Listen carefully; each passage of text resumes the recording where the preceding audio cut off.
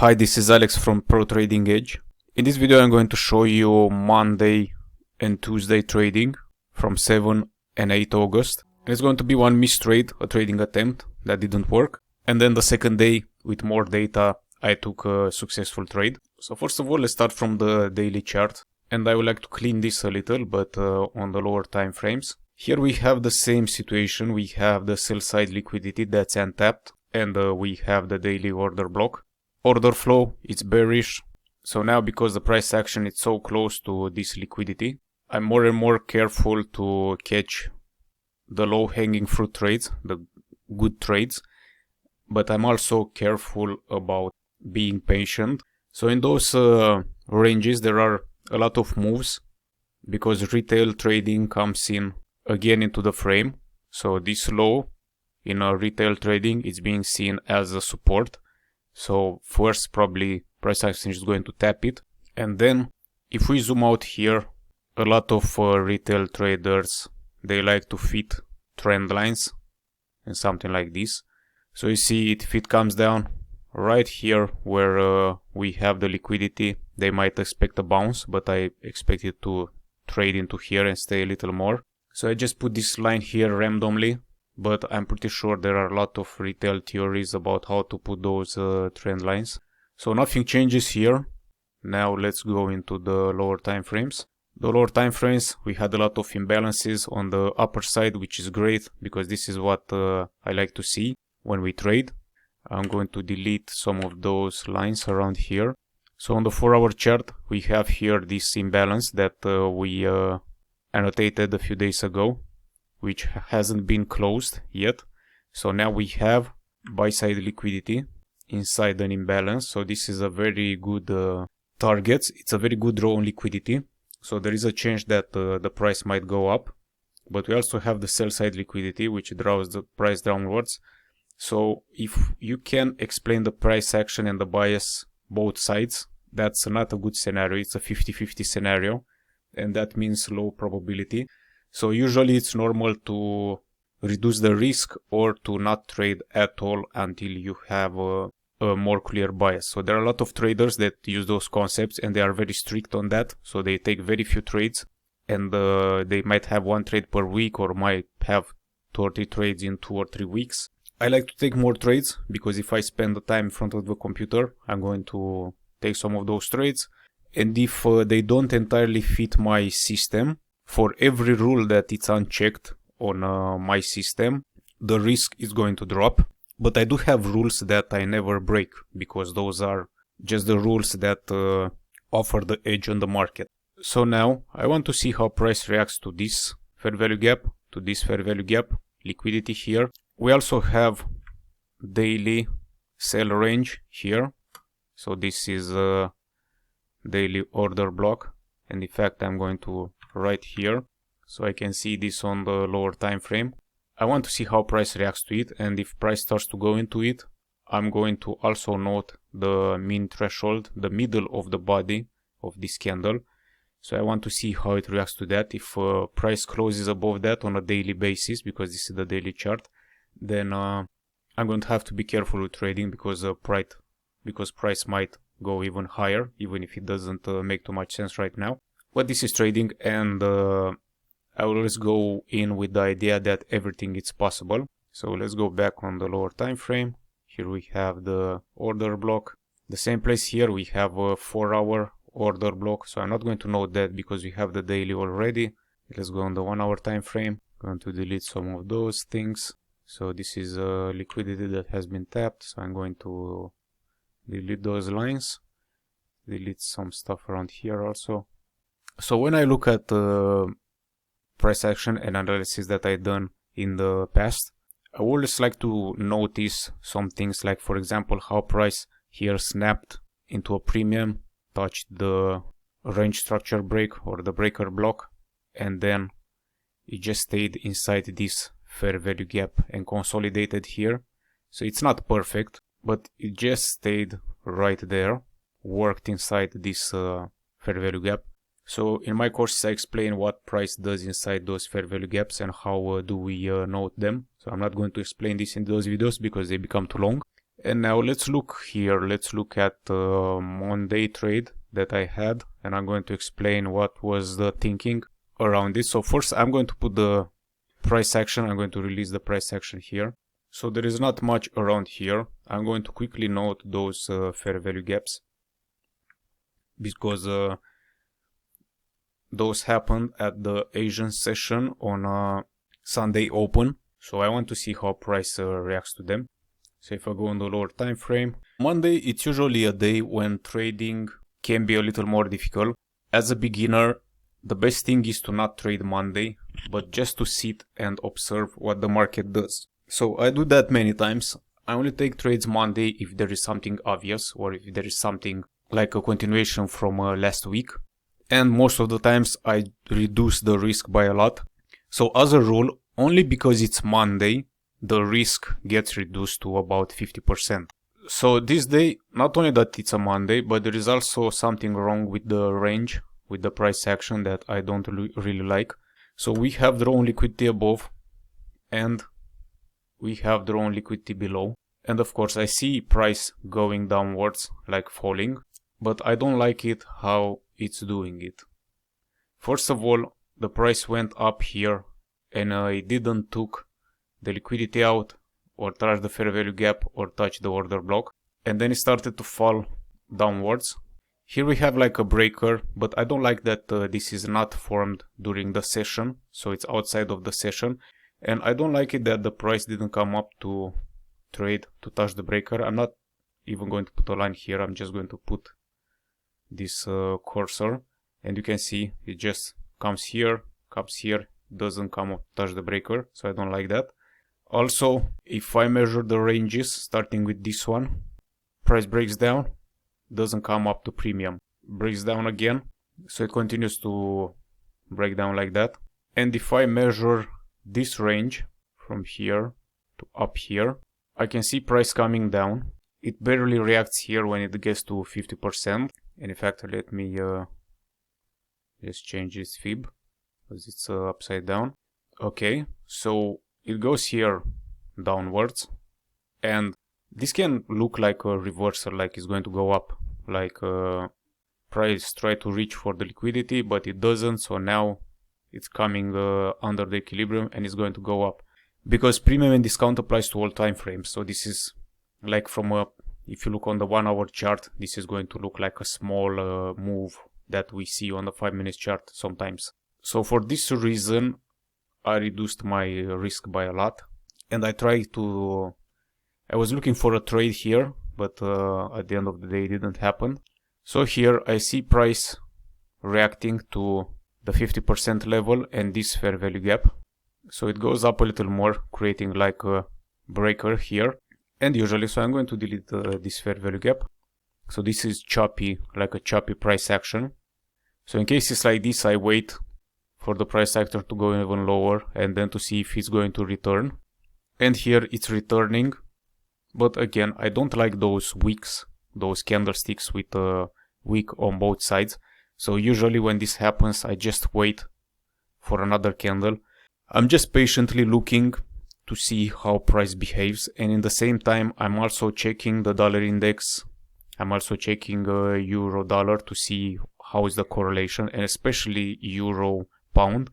So here if I add another window, euro GBP, 7th of August. Okay, so I got some questions about how to use a trading view like I use it, with shortcuts and working fast. And if you don't know, I have a trading view course on Udemy showing how to work in a trading view, especially with those concepts. So you can take that course. There is a link in the description of the video with all of my courses. So we can see here how euro GBP formed like this breaker, broke down, retest, and then it just goes down, kind of retraces, goes down. You see it's kind of choppy around here. So this is like a bearish order flow, and I keep seeing this just retracing and going down, breaking the market structure everywhere. So I get very suspicious about GBP USD, because if euro GBP is going down, this means euro is going down and GBP should go up. But GBP it's not going up yet, so it's kind of forming a pattern for me to enter short. But I don't have a good confirmation on euro GBP. So this also makes me suspicious about it. So here on the daily chart I can see that euro GBP has been going down and then slowly climbing up. So it took days for it. It took 2 days to come down like this, and then a lot of days consolidation, going up and reacting here to this bearish order block, to this sell range. And so if we go down, you can see here again how price just rejected those levels. So price went up here. It took a lot of buy side liquidity from here, so it induced a lot of buying. A lot of traders are going long here. So this means there is a lot of liquidity below. This means that euro pound can just go down at any time, so it's ready to sell off. This means that if euro goes down, pound goes up. And if I look on the dollar index daily chart, okay, so this is the last day, Friday. We can see here, this is the last price leg. So yeah, dollar is going up, has here buy side liquidity. It's just going to go there no matter what. But if I measure this with a fib from here to here, I can see that the price hasn't touched equilibrium yet. So before it starts to go up again, it might make another run down to work into the equilibrium so that more institutional traders can go long. So this means that this day it's a very low probability. It's not a good idea to get short here, because if dollar wants to go down to trade into equilibrium, this means that GBP again is going to go up. So there is a lot of clue that GBP wants to go up here on Monday. So if you don't know yet to do this kind of analysis, you should not trade on Mondays, because look how price, it goes up, it reacts to a fair value gap, it does everything that it has to do. It goes above the opening price, it creates a breaker here, goes down, it doesn't take this low and comes up for a retracement for you to get short. The higher time frame, it's not aligned, and the correlation. So another thing that can save you here, one is to not trade Monday, and two, look how London session finishes. So if you just wait, if I measure this from here to here, you see how this week candle does not touch equilibrium yet. And this is already, so this is the last candle of the session, does not touch equilibrium. Next candles, they touch, but they are outside of the trading session, so you're not trading. So this is a rule that I always respect, no matter what. I always trade inside the trading session, so time is very important. So you don't enter the trade here. If it goes down, it goes without you. That's not a problem, but it does not do it because it wants to go up, take out liquidity here, reach equilibrium, attracted by the buy side liquidity. It doesn't have to get here. So you see it gets very close. It doesn't have to get here because that's just like a magnet. This is Monday trading. So on Tuesday, we can already see that price traded in a premium relative to the last range. Took out liquidity here. It didn't touch yet this fair value gap order block and the liquidity here. But it doesn't really have to do this in this day. So it can happen on one of the days during this week. So I'm thinking that it's going to touch this before it really goes down to take this liquidity here. So this is the idea. Also here I can already see some kind of trend line forming. And because we have that, price has traded in a premium. So multiple highs here. It didn't went higher. In fact, at the Asian session, it's showing me that it wants to go lower. Breaks here, multiple structures. So at the London, I just want to see what it's going to do. Before that, let's check the 1 hour time frame here. Let's check the 4 hour time frame first. So the 4 hour time frame, I don't see here any imbalance. So everything here was rebalanced. So you see price traded here in this fair value gap. So that's why I'm saying it doesn't really have to come here right now. This is a trend line forming. Price is rejecting here. So this is okay because this means that 1 hour chart. So on the 1 hour chart, We have a fair value gap here. If I check the range, there is one also here above, but if price goes through this fair value gap from here, I'm not looking for shorts anymore. 5-minute chart here, so London session has started. So in here, we have this that looks like a breaker. It breaks down, so then it comes up, can sell here, waiting for it to go down above the opening price and everything.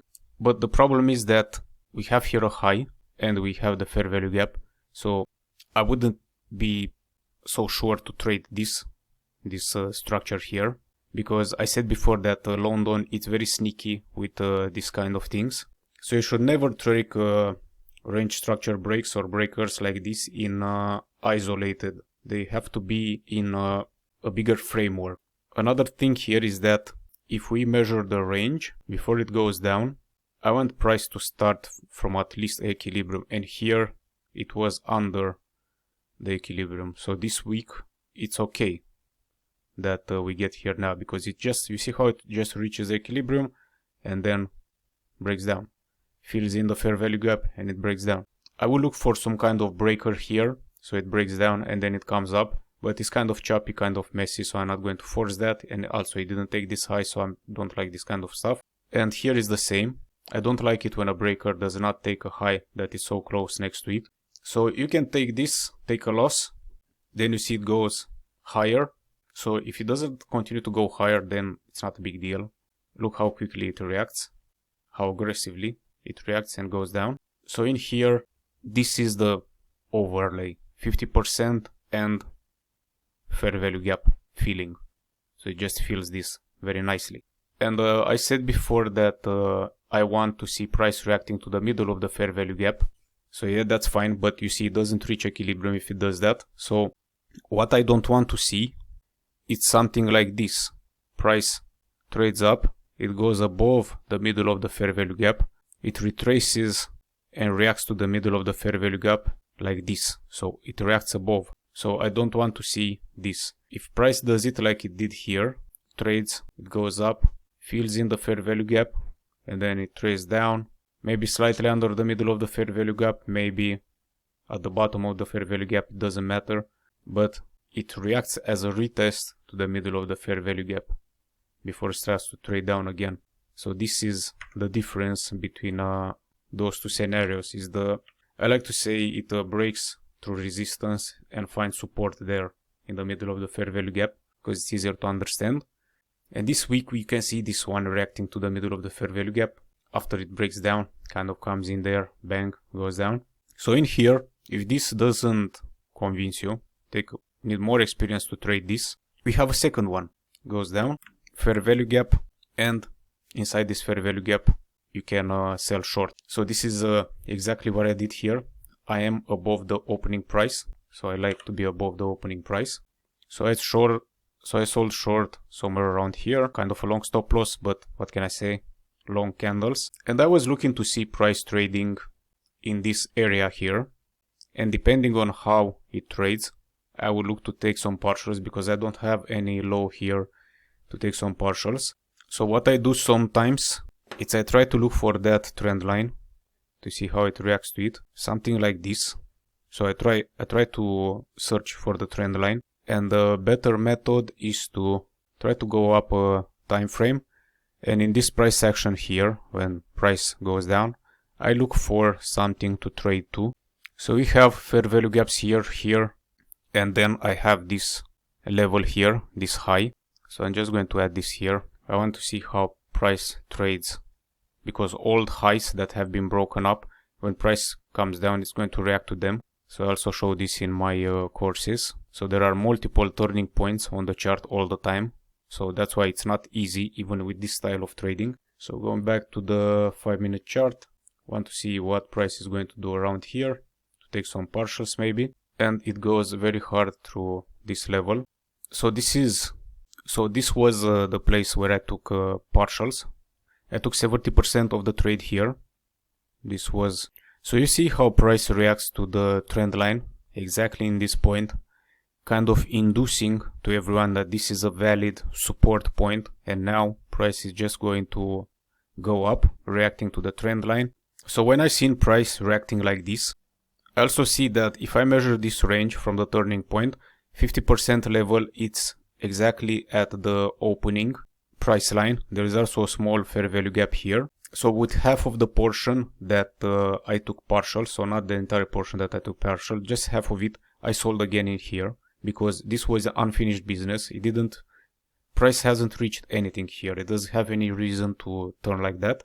And consolidated here, it was a little scary, you know, because it did this. I wasn't expecting to do this again.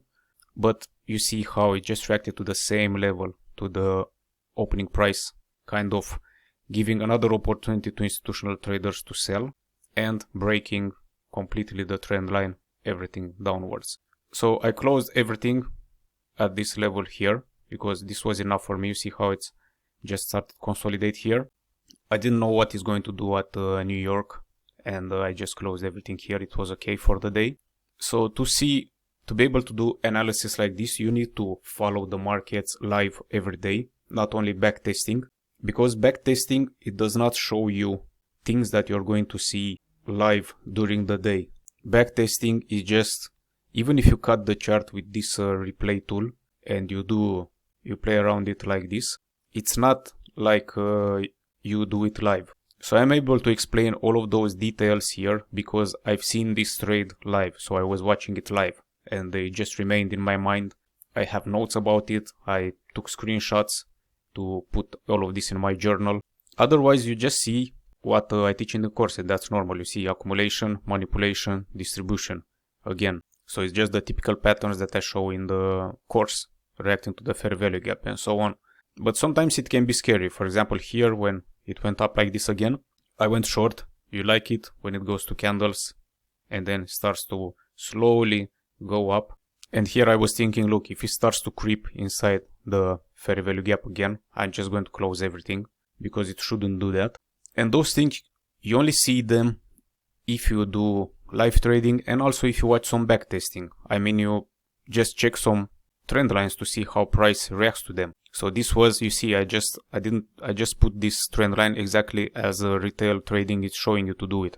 And look how it reacts to it, like inducing buying, trying to make everyone believe that, okay, this is good support, now it's going to go long. And it doesn't, breaks down after everybody has got in here long. So this was the Monday and Tuesday trading. I had to put in those 2 days to show you the connection between them, because all this analysis, it's live and it's ongoing. So you need to tune into the market. It can take you weeks. Sometimes when I take a holiday for a few days or for a week, I still open the charts in the holidays just to remain a little connected to the market to see what's happening. Because when I come back from the holidays, it's easier to connect again with all the flow and everything that is going on here. So I hope this video was helpful and see you in a future video.